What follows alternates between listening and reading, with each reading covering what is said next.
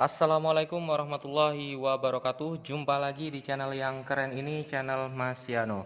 Oke adik-adik, materi kali ini adalah materi tata nama senyawa, di mana hari ini kita akan membahas mengenai senyawa kovalen. Nah, pada video kali ini Mas Yano akan menjelaskan mengenai tata nama senyawa kovalen. Oke, senyawa kovalen.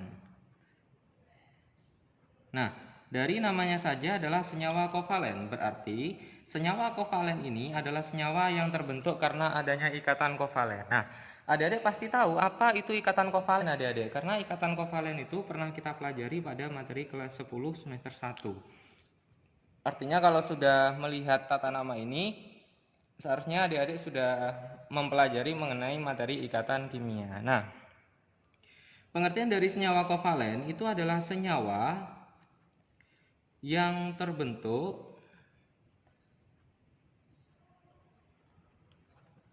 dari unsur-unsur non-logam, unsur-unsur non-logam. Jadi kalau ada non-logam berikatan dengan sesama non-logam, maka dia akan berikatan secara ikatan kovalen. Nah, di mana ikatan kovalen itu adalah ikatan yang terjadi karena pemakaian bersama elektron. Nah, adik-adik di sini untuk memberi nama senyawa kovalen itu ada dua macam adik-adik. Ada yang pertama adalah penamaan dengan awalan Yunani. Ada yang pertama penamaan dengan awalan Yunani. Awalan Yunani. Kemudian nanti yang kedua ada penamaan dengan angka Romawi. Oke. Nah, untuk penamaan dengan awalan Yunani ini nanti adik-adik jumlah atomnya ditandai dengan awalan Yunani. Jadi jumlah atomnya ditandai dengan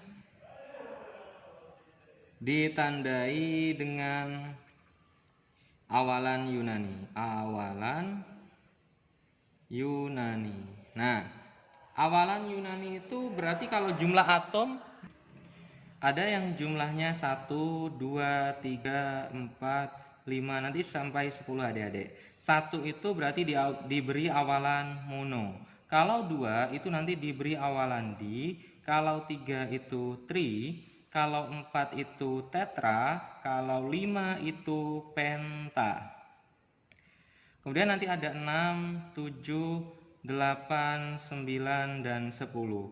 Kalau 6 itu diberi awalan heksa, kalau 7 itu diberi awalan hepta, kalau 8 diberi awalan okta, kalau 9 diberi awalan nona, 10 diberi awalan deka. Oke.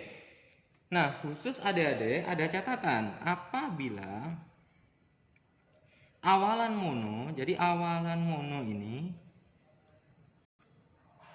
tidak digunakan untuk unsur pertama. Awalan mono tidak digunakan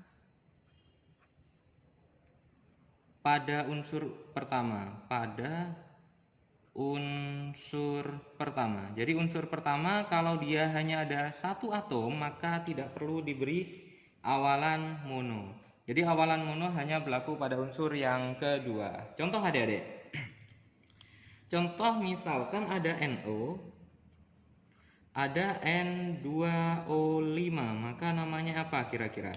NO. N itu nitrogen. Nitrogennya ada satu, karena ini di awal maka mono tidak perlu dituliskan. Berarti nitrogen. O-nya satu, berarti mono.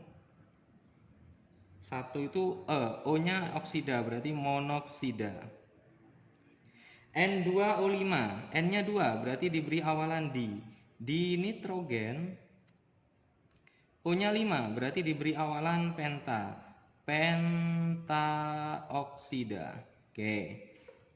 Nah, ini apabila memberi nama dengan awalan Yunani. Nah, sekarang yang kedua, adik-adik, penamaan dengan angka Romawi. Kalau tadi penamaan dengan awalan Yunani, sekarang penamaan dengan angka Romawi. Nah, angka Romawi ini nanti menunjukkan bilangan oksidasi masing-masing unsurnya. Jadi unsur yang pertama itu bilangan oksidasinya berapa? Contoh adik-adik, misalkan ada senyawa N2O, ada senyawa NO, ada senyawa N2O3, dan ada lagi senyawa N2O5. Maka kira-kira namanya apa ini? Nah, ini kan sama-sama tersusun atas atom nitrogen dan atom oksigen. Nah, kalau atom pertamanya nitrogen, berarti ya ditulis nitrogen terlebih dahulu. Nah, kemudian kita hitung bilangan oksidasi N pada N2O ini berapa. Kita harus tahu adik-adik bahwa bilangan oksidasi O di sini semuanya adalah min 2. Sehingga kita hitung bilangan oksidasinya N ketemu plus 1. Sehingga biloxnya plus 1, sehingga Romawinya juga angka Romawi 1. Sehingga namanya adalah nitrogen 1 oksida. Kemudian yang kedua, NO. NO kita harus tahu bilangan oksidasinya. Ternyata bilangan oksidasinya NO, bilangan oksidasi N pada NO adalah plus 2. Sehingga diberi Romawi 2, nitrogen 2 oksida. Oke. N2O3, kita tahu bahwa nitrogen bilangan oksidasinya di sini adalah plus 3. Sehingga namanya adalah nitrogen 3 oksida. Jadi disesuaikan dengan bilangan oksidasinya adik-adik. Oke, ini nitrogen berapa adik-adik? 5 ya, 5 oksida. Oke.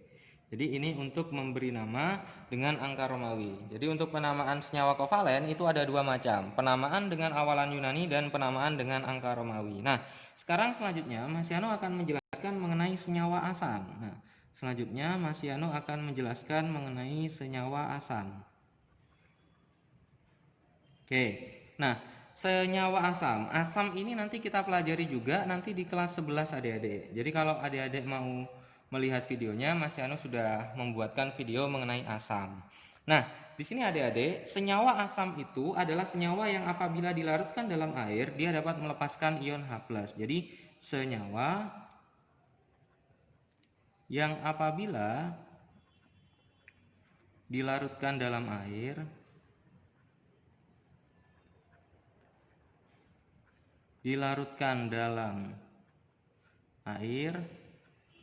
melepaskan ion H+, maka itu dikatakan sebagai senyawa asam. Jadi kalau bisa melepaskan ion H+, maka dikatakan sebagai senyawa asam. Nah, untuk pemberian nama senyawa asam itu nanti diawali dengan asam terlebih dahulu. Diawali dengan asam, kemudian dilanjutkan dengan nama anionnya. Oke. Contoh adik-adik biar kita lebih mantap untuk mengetahui senyawa asam itu bagaimana penamaannya. Ada HCl, misalkan ada H2SO4, kemudian ada HClO4. Oke, kira-kira namanya apa ini? HCl, ada H, dia melepaskan H+ nantinya, maka namanya adalah asam. Cl itu adalah klorida. Ingat, ditambahi akhiran ida. H2SO4, asam juga. Asam apa? SO4 sulfat, berarti asam sulfat. HClO4, asam perklorat. Oke. Anilnya sudah harus hafal adik-adik, seperti yang sudah Mas Yanu tampilkan pada video sebelumnya mengenai di materi senyawa ion. Oke. Nah, ini adalah senyawa asam. Nah, sekarang bagaimana adik-adik kalau senyawanya basa? Selanjutnya kita akan membahas mengenai senyawa basa. Jadi materi asam dan basa ini nanti kita akan mendalaminya di kelas 11 adik-adik. Atau kalau adik-adik ingin melihat videonya, adik-adik bisa melihat di materi kelas 11 yaitu asam dan basa. Oke, nah senyawa basa itu adalah senyawa yang apabila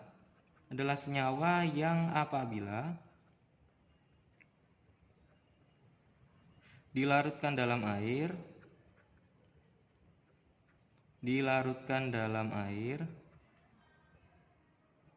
melepaskan, kalau asam itu melepaskan ion H+, kalau basa nanti melepaskan ion OH-.